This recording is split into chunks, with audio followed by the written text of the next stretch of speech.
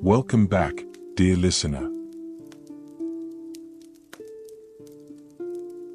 Find yourself in a comfortable position. Let your body sink deeper into rest. Tonight, we turn to a love story even older, even more tragic than Lancelot and Guinevere's forbidden romance. This is the tale of Tristan and Isolde. A knight and a princess. A love potion and an impossible choice. A story about fate, loyalty, and the heart's refusal to obey reason. Let the weight of the day fall away. There's nowhere you need to be, nothing you need to do. Just listen. And drift.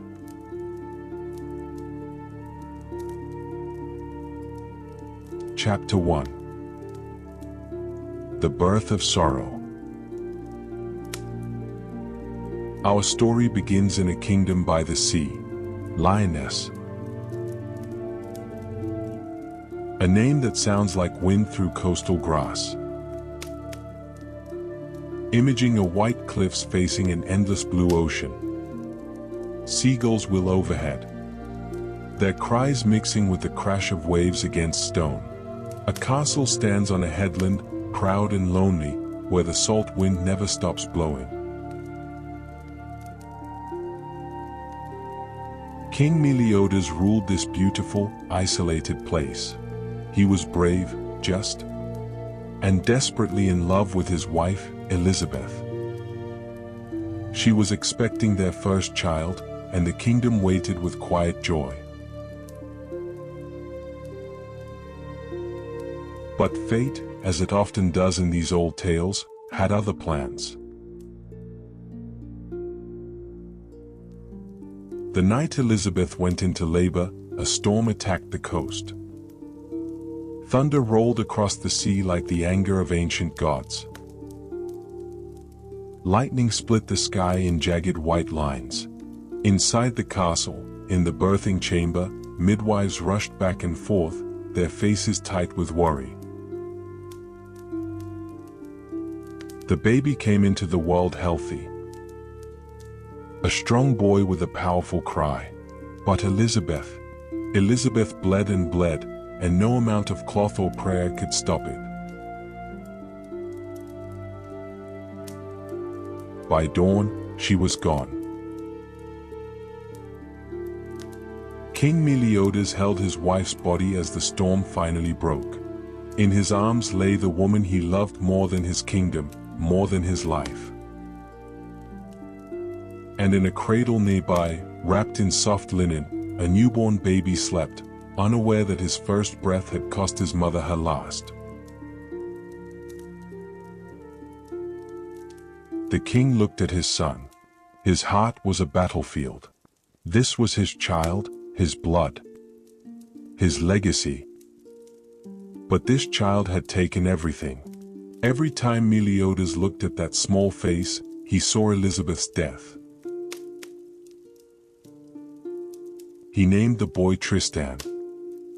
The word came from the Old French, triste, meaning sorrow. You were born in sadness, the king whispered. So Tristan you shall be. It was a name that would shape a destiny. Tristan grew up in his father's cold shadow. The castle by the sea became a lonely place for a child. Meliodas couldn't bring himself to love the boy, not truly.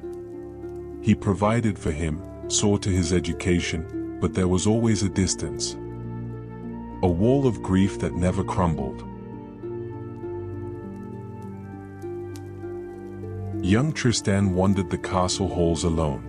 He stood on the cliffs, watching waves crash against rocks, wondering why his father's eyes grew sad whenever they landed on him. The servants were kind, but kindness isn't the same as love. The king appointed an old knight named Governal to be Tristan's tutor. And in Governal, the lonely boy finally found something like family. The old knight taught him everything a prince should know. Swordsmanship at dawn, the blade catching the first light over the ocean. Music in the evenings.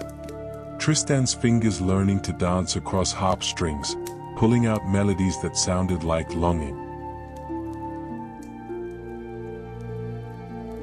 He learned poetry and languages, hunting and sailing, how to read the stars and the tides.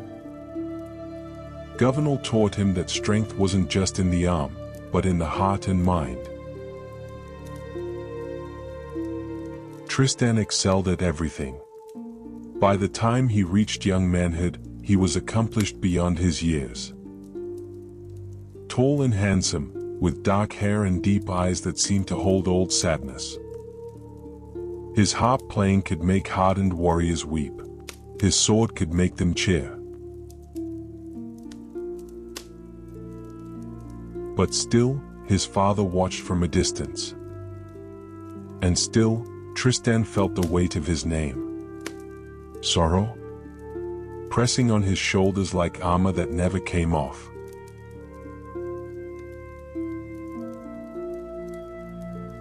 Chapter 2.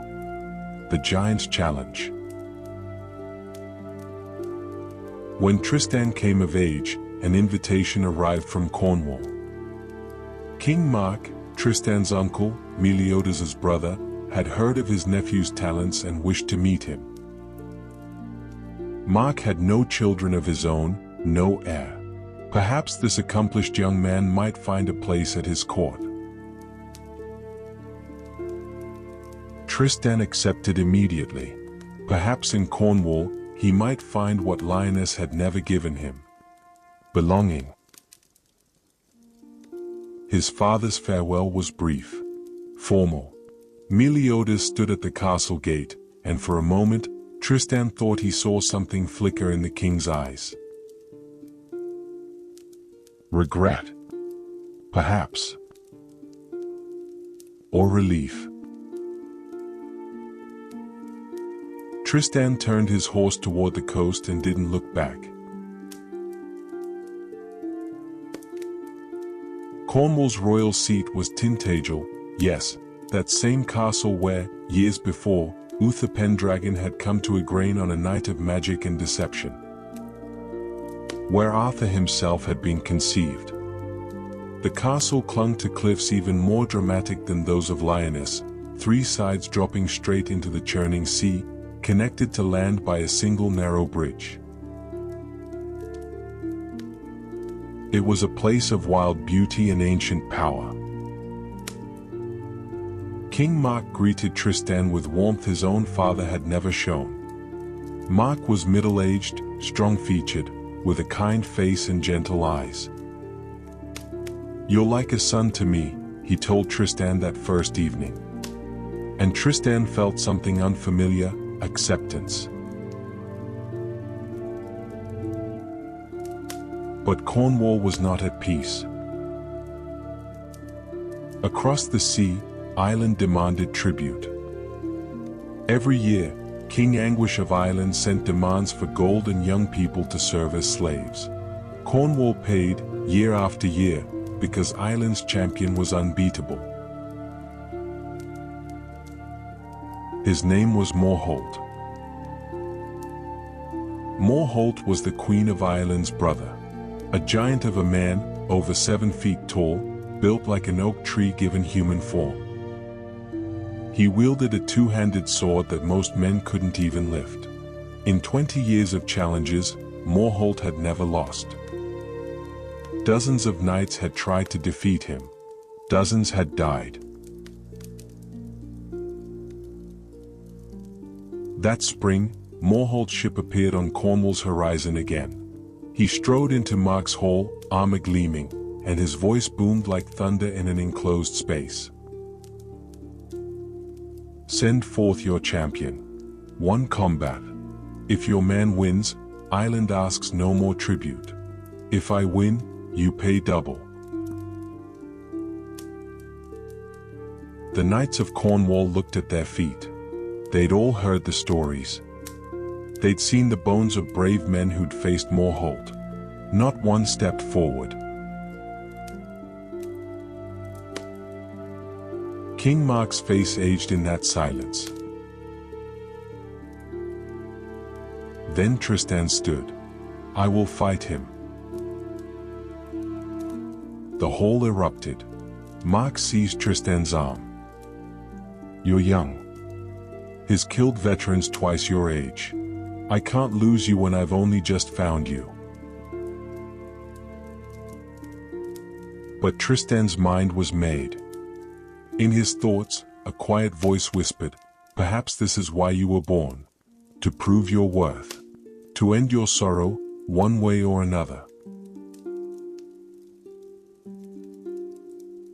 The combat, by ancient tradition, would take place on a small island between Cornwall and Ireland. A bare rock in the middle of the sea, inhabited only by seabirds. 2 men would go. Only one would return. Tristan and Morholt each took a boat. When they reached the island, they did something that made watching crowds gasp. Each man drove his boat onto the rocks, smashing holes in the hull. Each boat sank. There would be no retreat, no surrender. The fight that followed became legend. Morholt attacked like a landslide, all-crushing weight and momentum. His massive sword came down in arcs that would split a man in half. Tristan couldn't match that strength, so he didn't try. He was water to Morholt's stone, flowing, darting, looking for the crack. They fought as the sun climbed. Waves crashed around the island. Seabirds screamed and wheeled above. Both men bled from a dozen cuts. Morholt's armor was dented. Tristan's shield was splintered. Then Morholt landed a devastating blow. His sword caught Tristan's thigh, cutting deep. Tristan went down, blood streaming, darkness creeping at the edges of his vision. Morholt raised his blade for the killing stroke.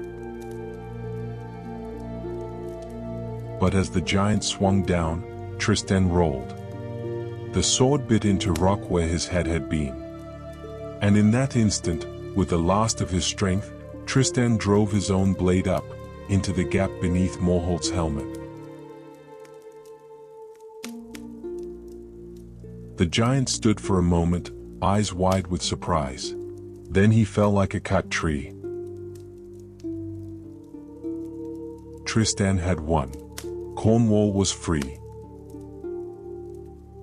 But victory came with a price. Morholt's sword had been poisoned.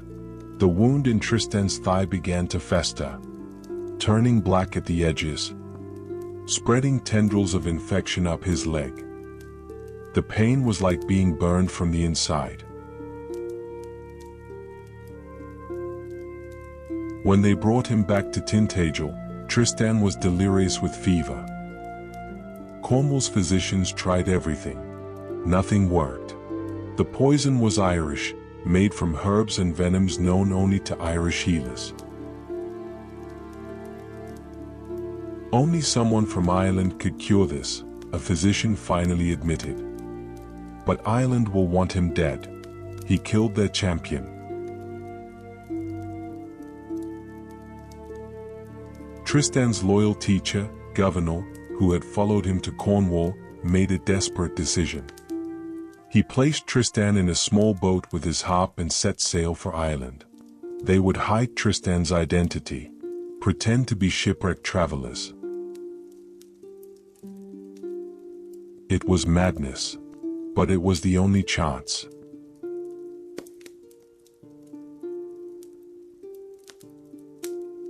Chapter 3. Healing and Truth in Ireland. The boat drifted for days.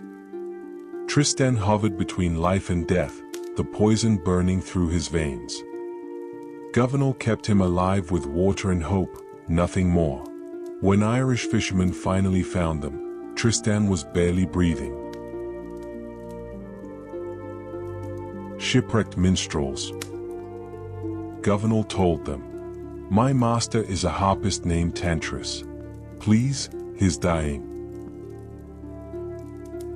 They were brought to the court of King Anguish. By chance, or perhaps by fate's cruel design, the Queen of Ireland was the finest healer in all the Isles.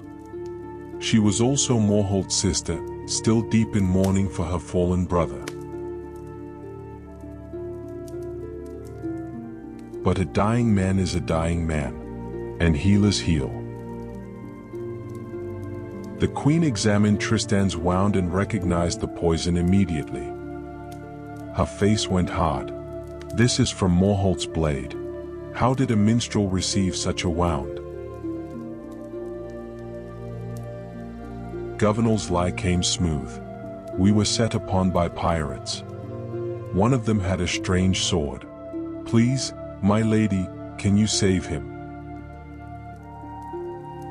The Queen's eyes narrowed, but she called for her daughter. And Isolde walked into the room.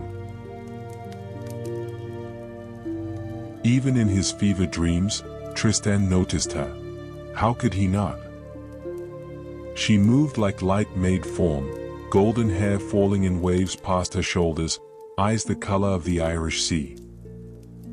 Green and gray and impossible to look away from. Her voice was gentle as rain.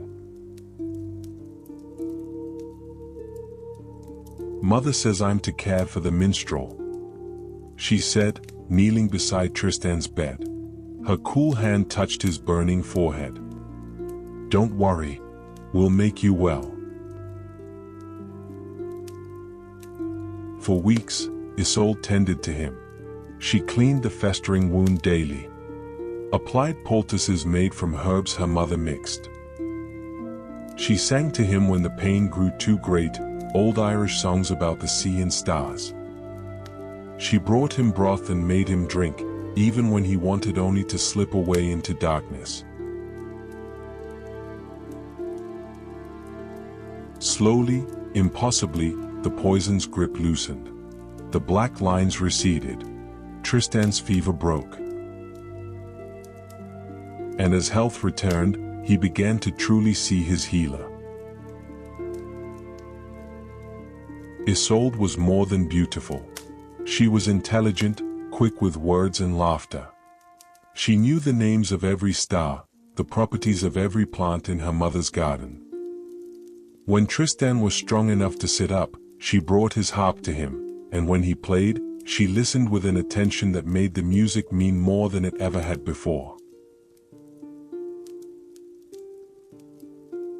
"Teach me about your travels," she asked. "Tell me about distant lands." So Tristan spun tales, carefully edited tales that left out Cornwall and his real name. He told her about ocean voyages and foreign courts. And she told him about Ireland, about its myths and magic, about growing up as a princess in a land of ancient wonder. The weeks became months.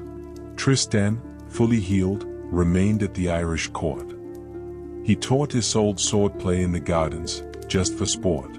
She taught him Irish songs and poetry. They walked along the coast, discussing philosophy and dreams. Neither admitted it, but something was growing between them. Something that felt like fate. Tristan's heart grew heavy with guilt. He was lying to this woman who had saved his life. He was the man who had killed her uncle. And every day he stayed, the lie grew deeper.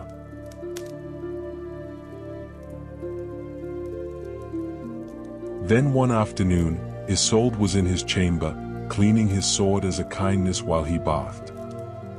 She noticed something odd, a small notch in the blade, as if a piece had broken off. A memory flickered. Her mother kept something, a fragment of metal, taken from Morholt's skull. The weapon that had killed him had left a piece embedded in bone. Isolde's hands began to shake.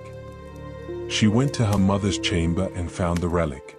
She brought it back and held it against the sword's notch. Perfect fit. When Tristan returned, Isolde stood in the center of the room, his sword in her hands, her face a mask of betrayal and rage. "You're him," she whispered. "You're the one who killed Morholt. You're Tristan of Cornwall." He couldn't deny it. He met her eyes and said simply, "Yes." Isolde raised the sword. Her hands trembled. She should kill him. Honor demanded it. Her uncle's death demanded it. But the sword felt so heavy. This man before her. She had nursed him, laughed with him, shared thoughts she'd never shared with anyone. "I hate you," she said, voice breaking. "I know," Tristan replied. "If you strike, I won't stop you." The sword wavered. Tears ran down Isolde's face. Finally, the blade clattered to the floor. She ran from the room, leaving Tristan standing alone amid the ruins of his deception. Isolde told her parents. King Anguish and the Queen were furious, ready to execute Tristan immediately. But Isolde, despite her anger, spoke for him. "Enough blood has been spilled. Let him go. Banish him. But no more killing." The king, seeing his daughter's anguish, agreed. At the harbor, as Tristan boarded a ship back to Cornwall, he looked up at the castle walls. Isolde stood there, a distant figure against the sky. Their eyes met across the space. Neither waved, neither spoke. The ship pulled away, and Tristan watched island fade into mist and memory.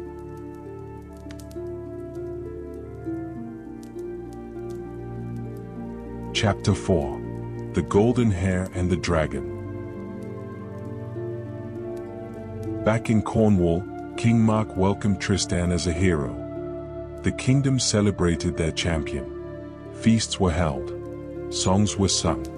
But Tristan barely noticed. He sat in Tintagel's great hall, going through the motions, while his mind stayed across the sea. Life continued. Months passed. The nobles of Cornwall began pressuring King Mark to marry, to produce an heir. Mark resisted. He'd been content as a bachelor king, but the pressure mounted. Then one spring morning, a swallow flew through an open window into the great hall. It circled 3 times and dropped something at King Mark's feet. A single hair, golden and lustrous, catching the light like spun sunshine. Mark picked it up, and something in him stirred. "Find me the woman who owns this hair," he declared. "That's who I'll marry." Messengers were sent throughout Cornwall. No match. Neighboring kingdoms were searched. Still nothing. Weeks turned into months, and the mystery of the golden hair remained unsolved. Until Tristan saw it. He knew that shade of gold. He'd seen it catch the Irish sunlight, had watched it fall like water down a white neck. This was Isolde's hair. Tristan's world narrowed to a single point of pain. His uncle wanted to marry the woman Tristan couldn't stop thinking about. What should he do? Keep silent and let another man search fruitlessly? Or speak and deliver Isolde into Mark's arms? Loyalty won. It always did with Tristan. I know who she is, he said quietly. Princess Isolde of Ireland. Mark was overjoyed. Then you must go, nephew. Bring her here as my bride. You're the only man I trust with this task. Tristan's heart broke into smaller and smaller pieces. But he bowed and agreed. Perhaps this was his punishment for all his deceptions. To be the instrument of his own loss.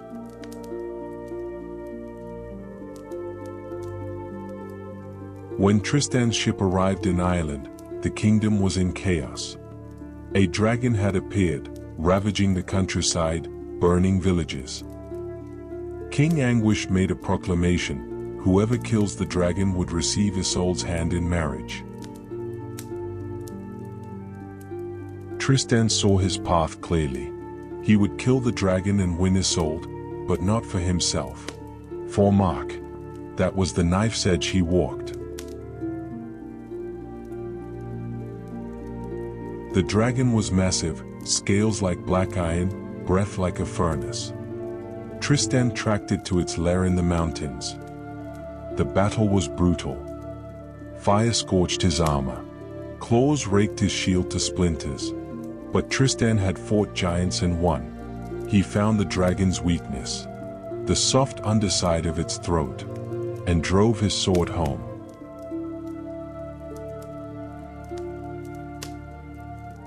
The dragon died, but so, nearly, did Tristan. Overcome by the beast's poisonous breath and his wounds, he collapsed beside the massive corpse.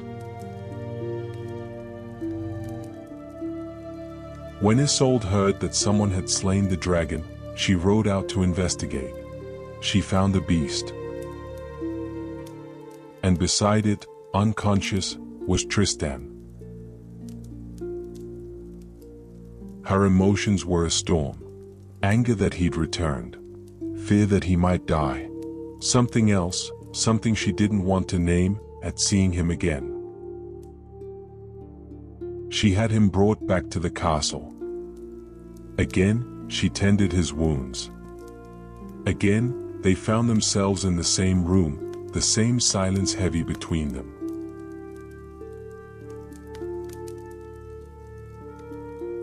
When Tristan woke, he told her the truth immediately. I didn't come for myself. I came for King Mark. He wishes to marry you. I killed the dragon to win your hand. For him. Isolde's face went pale. So you deliver me to your king like tribute. It's my duty, Tristan said, but his voice was hollow. And your heart? Isolde asked. Where does your heart stand, Tristan? He looked away. My heart doesn't matter.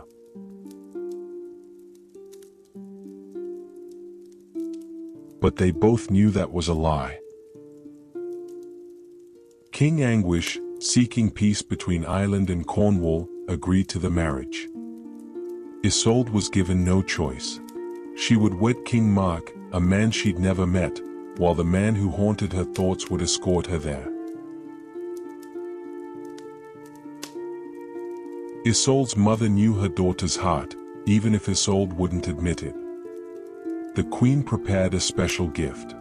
A love potion, sealed in a crystal vial, swirling with golden liquid that smelled of roses and something older, something magic. She gave it to Isolde's maid, Brangane. On the wedding night, give this to Mark and Isolde to drink. It will bind their hearts in eternal love.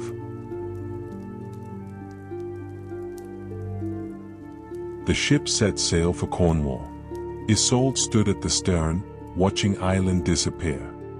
Tristan stood at the bow, as far from her as the ship allowed. Between them, an ocean of unsaid words.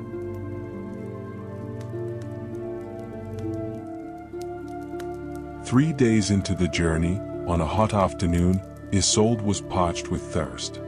Brangane, bring me wine. Brangane, flustered by some task, grabbed the first bottle she saw. The crystal vial containing the love potion. Isolde drank. The liquid was strange, sweet and bitter at once. Tristan, she called. Come taste this. Something seems odd about it. Tristan crossed the deck and drank from the vial she offered. The effect was instantaneous.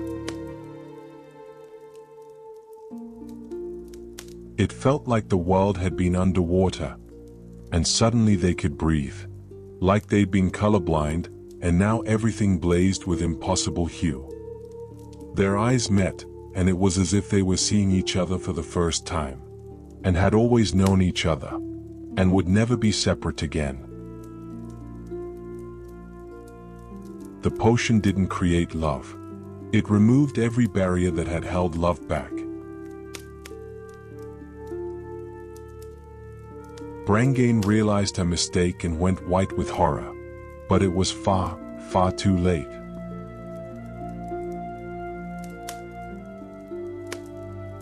For the rest of the voyage, Tristan and Isolde couldn't stay apart.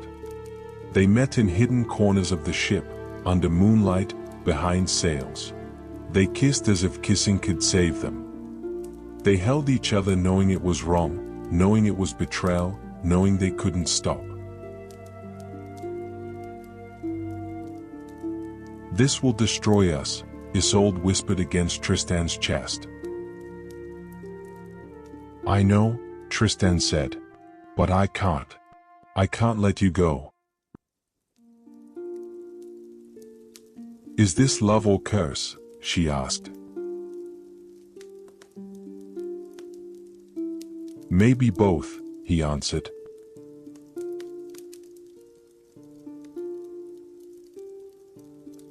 Chapter 5. The Web of Deception. The ship arrived at Tintagel. King Mark waited at the harbor, eager to meet his bride. When he saw Isolde descend the gangway, his middle-aged face lit with something like wonder. She's more beautiful than I imagined, he said to Tristan. You've brought me a treasure, nephew.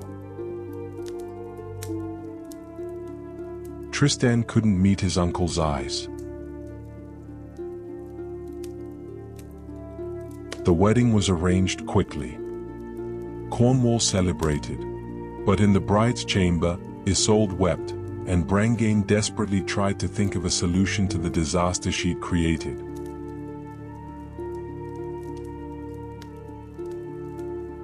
On the wedding night, in the darkened bedchamber, Brangane executed a desperate plan. She took Isolde's place in the marriage bed. King Mark, in the darkness, never knew. By morning, the marriage was consummated, and Isolde was Queen of Cornwall. But her heart belonged to another. Tristan remained at court as Mark's most trusted knight. Outwardly, nothing changed. But in secret, Tristan and Isolde met whenever they could. In the gardens at twilight, in forgotten rooms of the castle, in the forest beyond Tintagel's walls. Every meeting was agony and ecstasy combined. They loved each other. They were betraying a good man. They couldn't stop. King Mark was kind to Isolde. He was patient, generous, truly smitten. which made the betrayal so much worse. There were no villains in this story, only people trapped by fate and choice. But secrets have a way of surfacing. Certain knights at court grew suspicious. They watched. They noted Tristan's long absences, Isolde's flushed face when she returned from walks. Finally, they went to King Mark with their suspicions. At first, Mark refused to believe. "Tristan is my nephew. Isolde is my wife. You're mistaken." But doubt, once planted, grows like poisonous vine. The suspicious knights set a trap. They told Mark that Tristan and Isolde met in a forest cottage. One night, they led the king there. Mark walked through the darkened woods, hoping with every step to find nothing, to prove the accusations false. But when he reached the cottage and pushed open the door, firelight spilled out, illuminating the truth he'd been denying. Tristan and Isolde, in each other's arms. The silence that followed was worse than any shout. Mark's face showed no anger, only devastation. "Why?" was all he could say.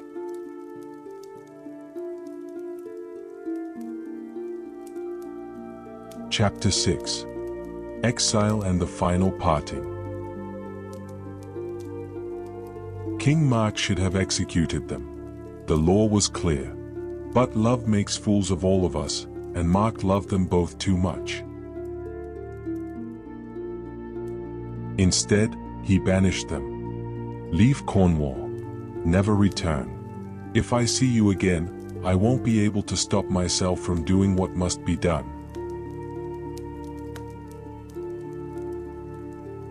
Tristan and Isolde fled into the forest. For a time. A brief, impossible time. They were happy. They lived in a simple shelter. Tristan hunted. Isolde cooked. They had nothing but each other, and it felt like everything. "If only we could linger in this amber light forever," Isolde whispered, her gaze tracing the sun as it bled gold onto the ancient woods. Tristan's smile was a bittersweet shadow. Then fate has yet to weave the final thread of our design.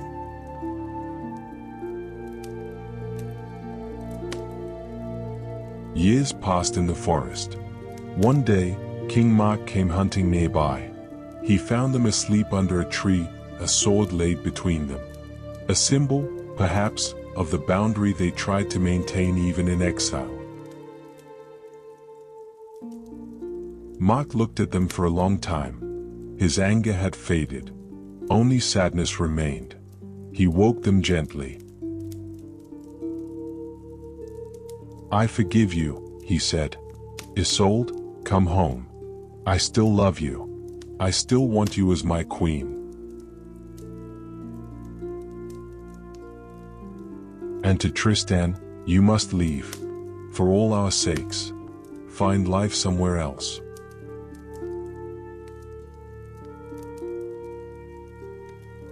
Parted by fate, their shared breath became a sigh. She retreated to the salt-sprayed ramparts of Tintagel, a sovereign reclaimed by a throne that felt more like a tomb. Tristan wandered until he reached Brittany. There, broken, and trying to forget, he met another woman named Isolde, Isolde of the White Hands. She was kind. She loved him. Tristan married her, hoping he could build a new life.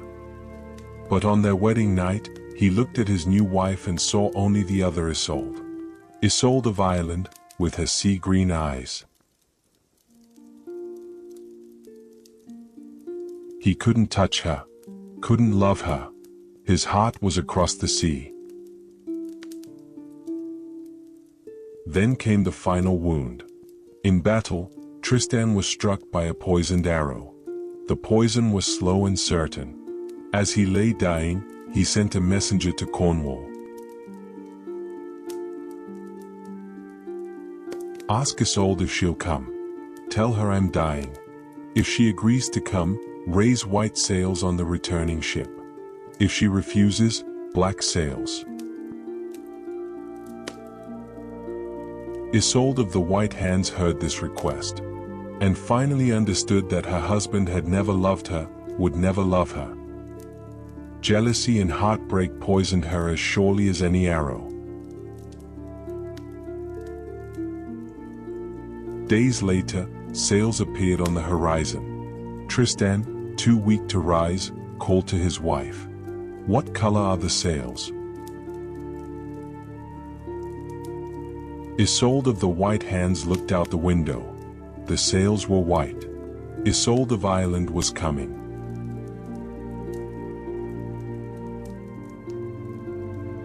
But she lied.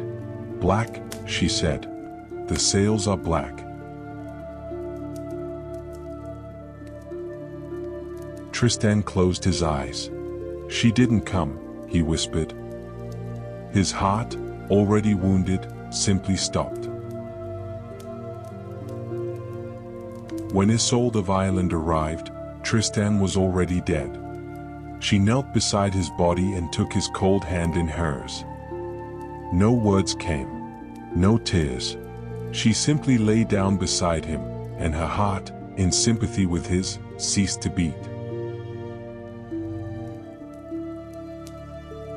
They buried them together in Brittany. And from Tristan's grave grew a rose vine. From Isolde's grave grew a honeysuckle vine.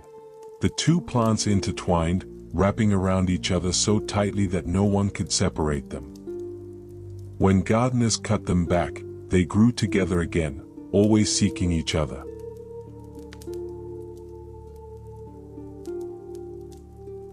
Even in death, they couldn't be parted.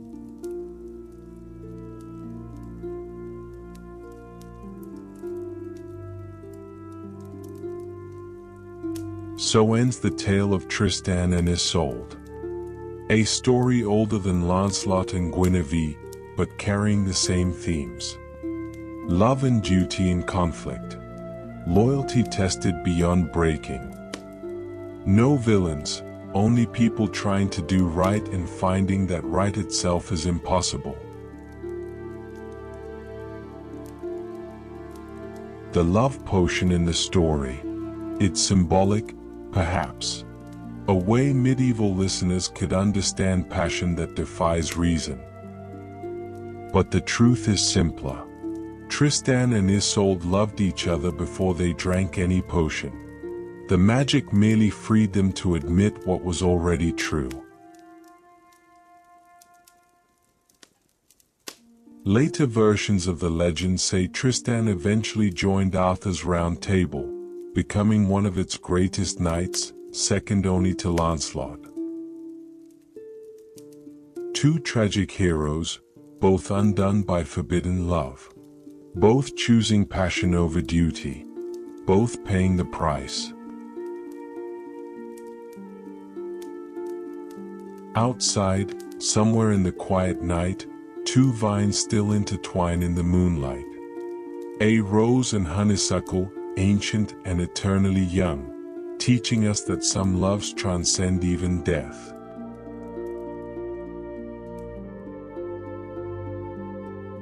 Next time, we'll journey to the heart of the Arthurian legends. The quest for the Holy Grail. The sacred cup that promises healing and redemption. But that's a story for another night. For now, let yourself drift. Let the tale settle like snow. Love is both blessing and curse, but even in its tragedy, perhaps especially in its tragedy, it reminds us we're alive.